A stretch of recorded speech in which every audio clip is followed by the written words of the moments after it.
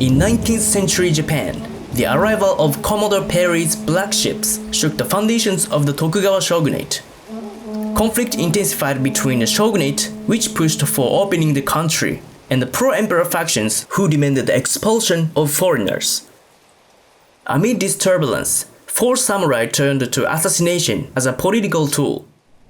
They became known as the Four Hitokiri, manslayer of Bakumatsu period. Number 1. Okada Izō.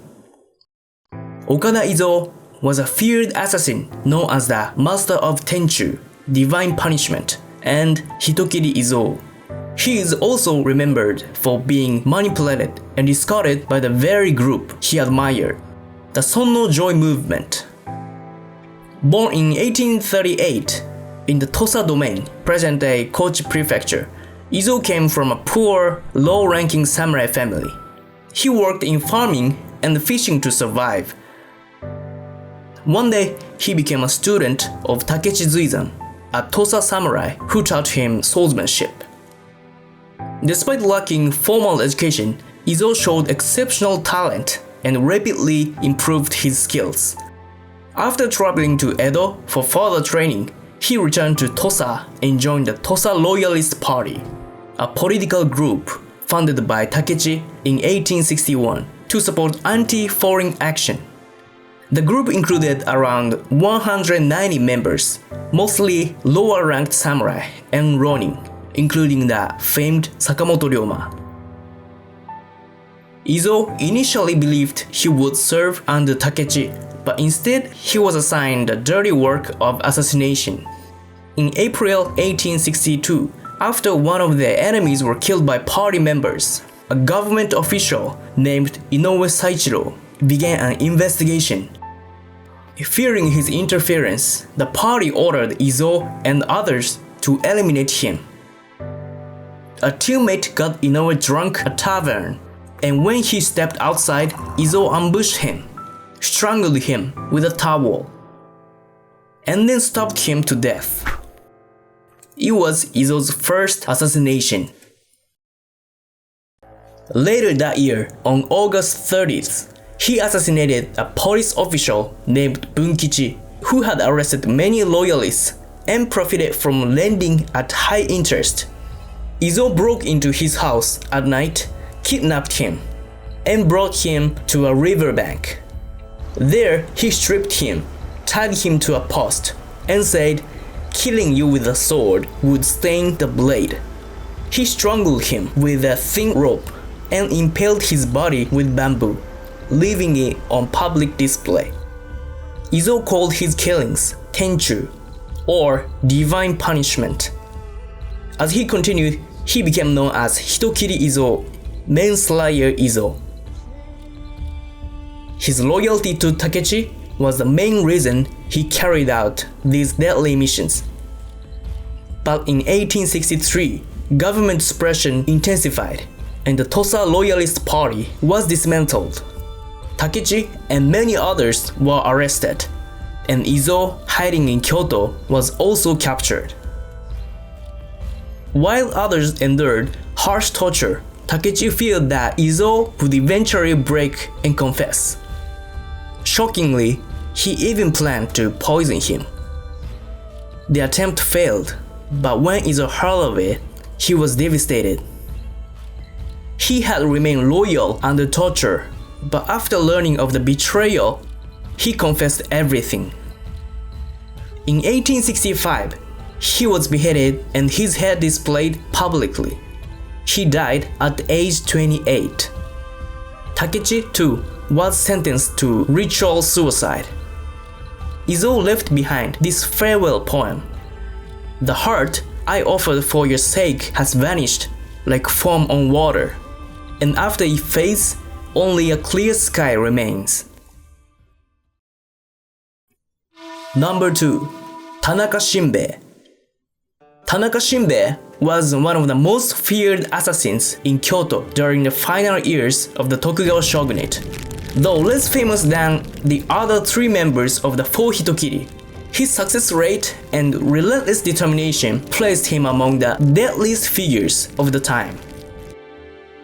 Born in 1832 in the Satsuma domain, present-day Kagoshima, Shinbē came from a family of either boatmen or pharmacists. From a young age, he dedicated himself to the study of swordsmanship.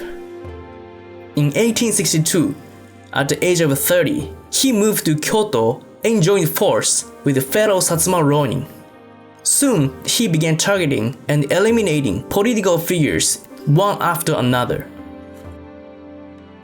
That August, he formed a sworn brotherhood with Takechi Zuizan, the leader of the Tosa Loyalist Party, and began working alongside Okada Izuo as a professional assassin. Shinbē was known for his absolute obedience to orders and unwavering efficiency, killing every target without fail, regardless of friend or foe. His most infamous act came in 1862 when he assassinated Shimada Sakon, a powerful official who had led the brutal suppression of pro-emperor activists during the Ansei Purge.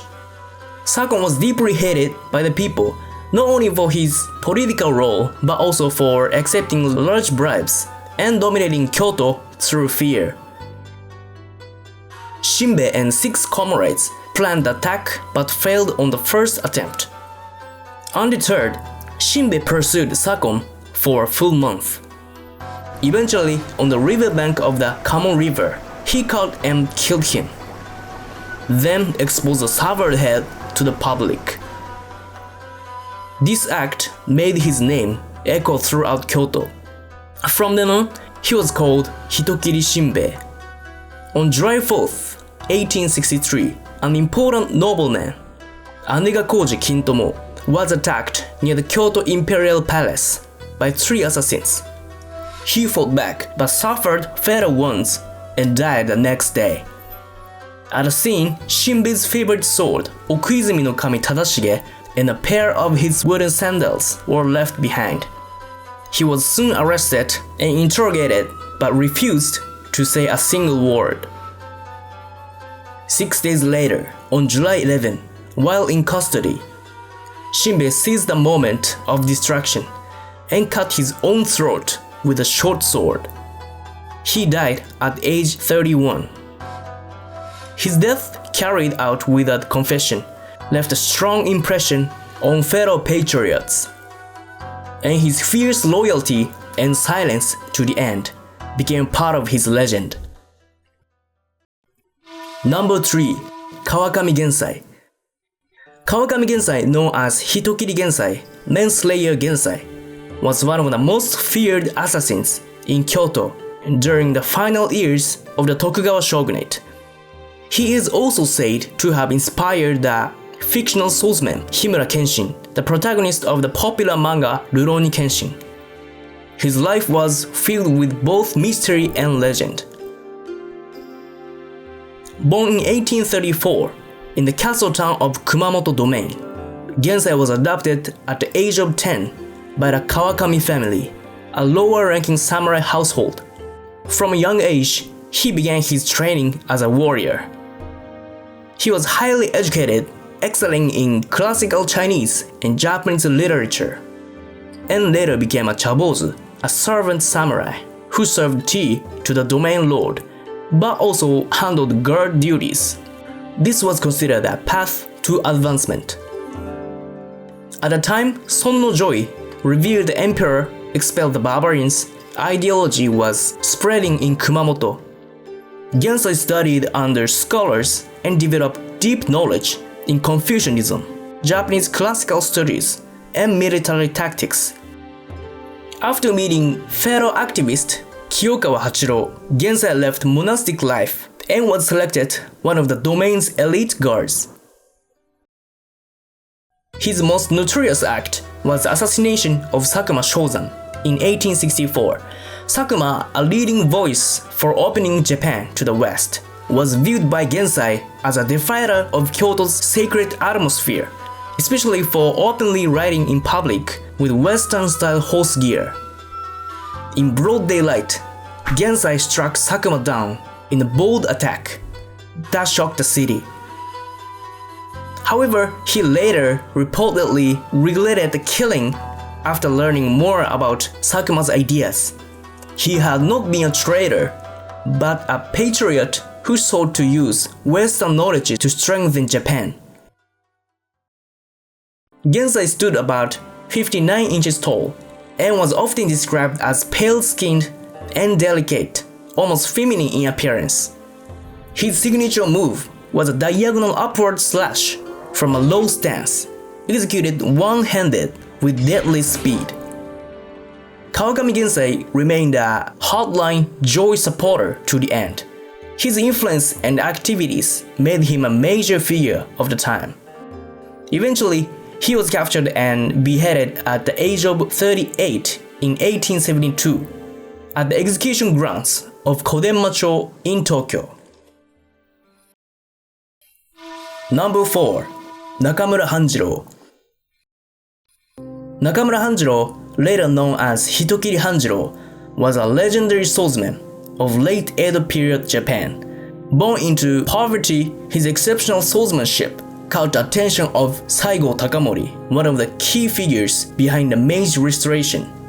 Hanjiro rose from humble beginnings to become a feared assassin and eventually a major general in the newly formed Meiji government army.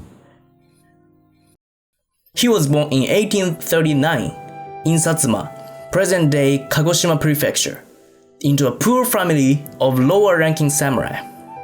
From a young age, he worked the fields growing sweet potatoes to support his family like a farmer. His life changed dramatically thanks to Satsuma's unique samurai training system. There, he developed his sword skills and samurai spirit, and eventually met his future ally, Saigo Takamori. One day, Hanjiro brought sweet potatoes he had grown himself as a gift to Saigo. Though he had no money or status, his sincerity moved Saigo, who welcomed him into his inner circle. This moment would alter the course of Hanjiro's life. Following Saigo's orders, Hanjiro began working as a spy and assassin in Kyoto. Although he specialized in intelligence gathering, he was so skilled with the sword that people said when he draws his blade, he never failed to kill. In 1867, under orders from the Satsuma domain, he assassinated Akamatsu Kosaburo, a Western-style military scholar who had once been Hanjiro's teacher. But Akamatsu knew too many secrets and was suspected of being a spy. Killing someone he once respected left a deep scar on Hanjiro's conscience. In 1868, he took part in the Battle of Tobafushimi, the first major clash between the Tokugawa shogunate and the new government. The new government forces claimed a decisive victory, marking the start of the Meiji Restoration. Saigo Takamori, Hanjiro's lord, was a central figure in this turning point of Japanese history. During the battle, Hanjiro allegedly broke 3 swords while cutting down 36 enemies, yet remained unharmed, a legendary feat that made his name known throughout the country.